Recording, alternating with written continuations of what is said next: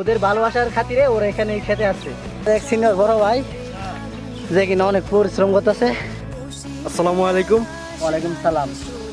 তো এতগুলো লোক যে ধান কাটতেছে এর মানে কি? এই এতগুলা লোকের ধান কাটার কারণ হচ্ছে, মেন কারণ যেটা হয়েছে যে দেখতেই পাচ্ছেন চারিদিক দিয়ে সব ধান ক্ষেত কাটা হয়ে গেছে ইতিমধ্যে।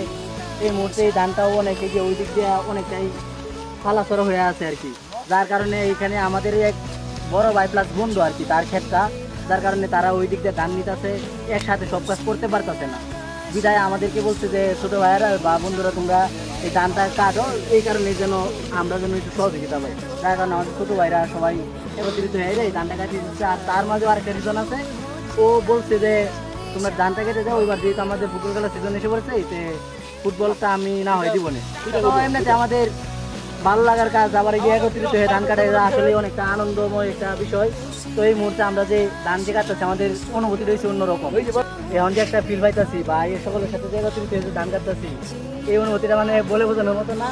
যদি যারা কাটেন তো তারাই জানেন, একমাত্র তারা অ্যানালাইজ করতে পারবেন।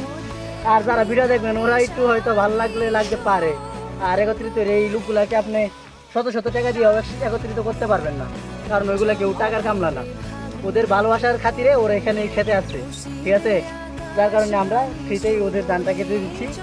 আর ওরা আমাদেরকে ছোটো ভাইদেরকে এটা বল দিব আর কি। আর এখানে এসে আমাদের এক সিনিয়র বড় ভাই যে কিনা অনেক পরিশ্রম করতেছে। সকলকে ধন্যবাদ আমাদের পাশে থাকার জন্য। ভিডিওটা লাইক করবেন, শেয়ার করবেন এবং পাশে থাকবেন।